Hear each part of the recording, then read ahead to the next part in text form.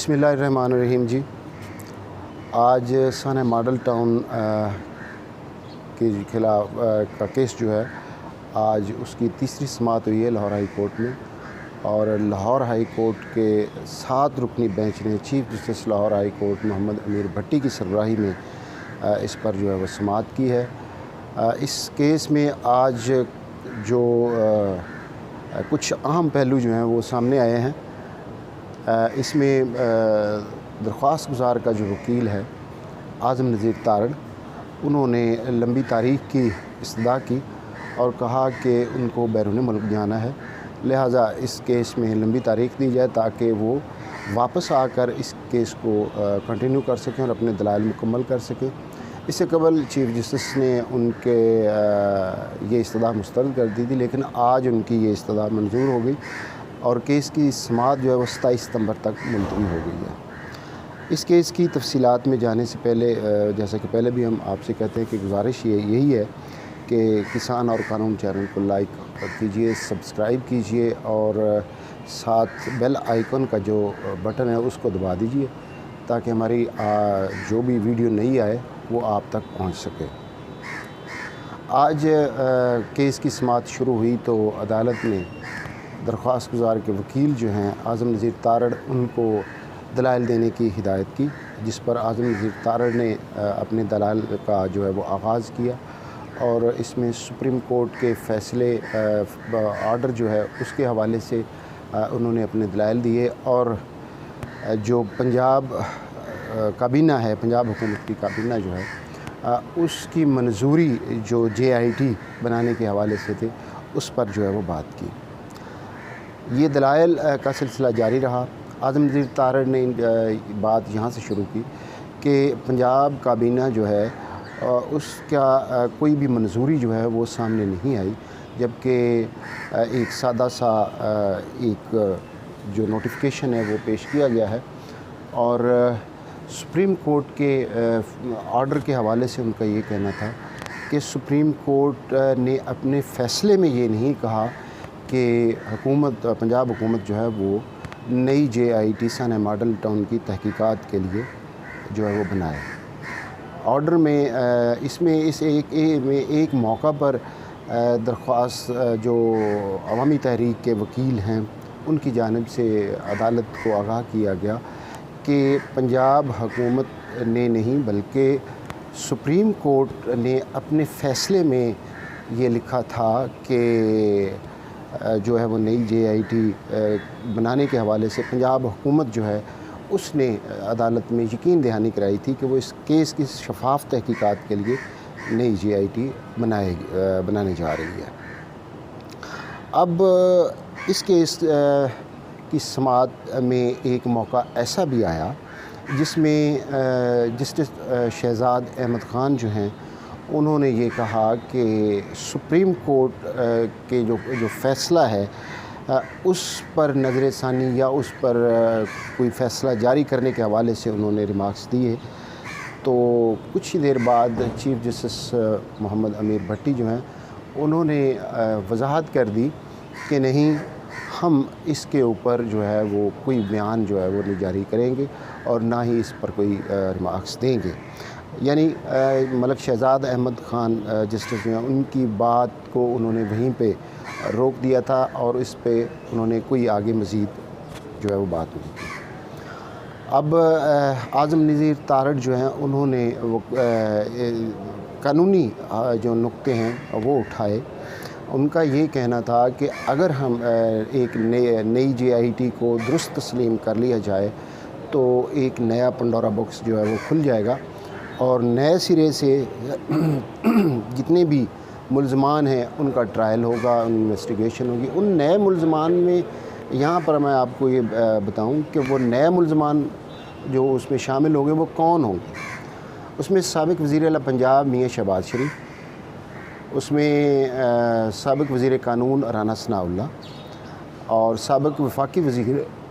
وزیر ریلوے جو ہیں خواجہ سعد رفیق، اور اعلیٰ پولیس افسران جو ہیں وہ اس میں، جس میں سابق IG پنجاب جو ہیں مشتاق سکھیرا، ان کا بھی نام شامل ہے، چونکہ ان کا اس وقت ٹرانسفر کروا کے ان کو لایا گیا تھا، اور اس وقت یہ وقوع پذیر ہو رہا تھا جب انہوں نے آ کر یہ چارج سنبھالا تھا۔ سانحہ ماڈل ٹاؤن کے وقوع میں جو 10 کیجویلٹیز ہوئی تھیں اور 65 کے قریب لوگ جو ہے وہ شدید زخمی ہوئے تھے، اب اعظم نذیر تارڑ جو ہیں ایڈوکیٹ، انہوں نے یہ کہا کہ ہمارا مدعا یہ ہے کہ اگر نئی تحقیقات کی جاتی ہیں تو اس سے قانون کے بعض شقیں جو ہیں وہ اس کی اجازت بھی نہیں دیتی ہیں،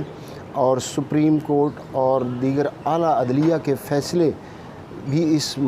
حوالے سے موجود ہیں کہ اگر ایک کیس میں چالان جو ہے وہ جمع ہو جائے اور اس کا ٹرائل جو ہے وہ تقریباً کنکلوژن کے قریب ہو،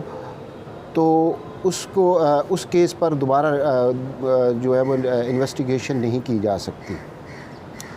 اب اس کیس کی جو آگے جو پروسیڈنگ جاری تھی، ایک موقع پر چیف جسٹس جو ہیں انہوں نے اظہار برہمی بھی کیا جب درخواست گزار کے وکیل کی جانب سے کچھ ایسی بات کہی گئی جس سے عدالت کی یا اس پروسیجر کی نفی ہوتی تھی، اس پر عدالت نے ان کو روکا اور انہیں تھوڑا سا سخت بھی کہا۔ اب اس کیس میں جہاں تک یہ تعلق ہے کہ درخواست گزار جو ہے وہ کہاں تک اس سے سیٹسفائی ہوتے ہیں یا ان کو کہاں تک ریلیف ملتا ہے، ان کا جو درخواست گزار کے وکیل ہیں ان کے دلائل کا بنیادی محور و مرکز یہی ہے کہ نئی JIT جو ہے اس کی تشکیل جو ہے وہ غلط اور غیر قانونی طور پر کی گئی،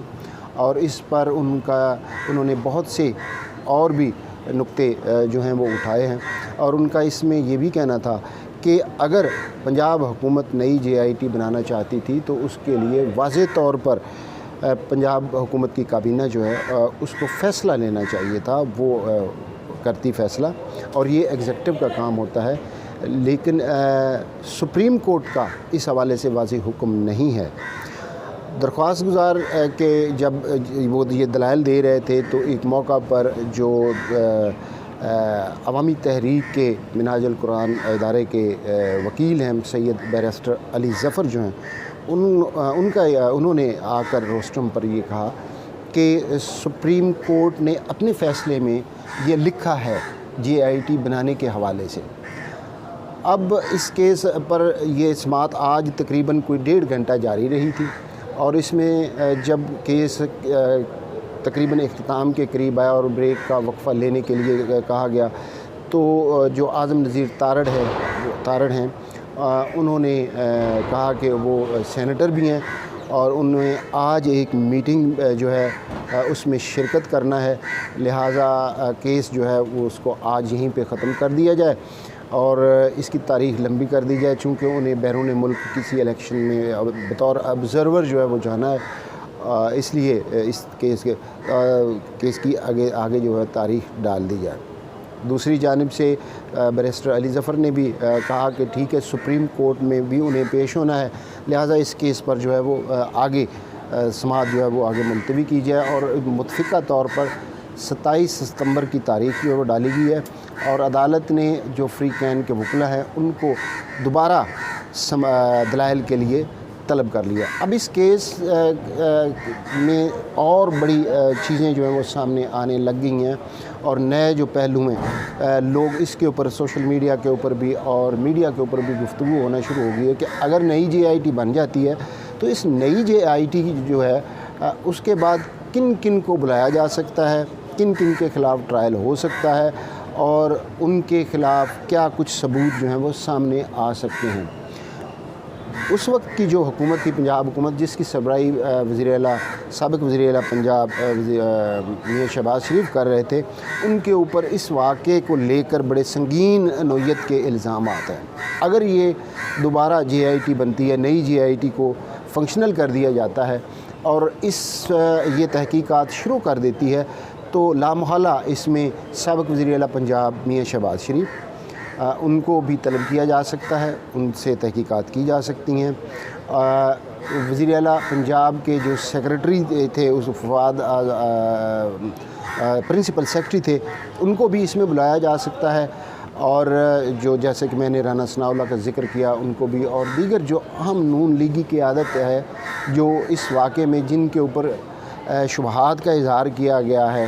عوامی تحریک کی جانب سے، ادارہ منہاج القرآن کی جانب سے، ان کو بھی شامل تفتیش کیا جا سکتا ہے اور یہ ایک نیا سلسلہ شروع ہو سکتا ہے۔ اگلی سماعت 27 ستمبر کو ہوگی اور انشاءاللہ تعالی اس کے حوالے سے بھی ہم آپ کو تفصیلاً جو ہے وہ آگاہ کریں گے۔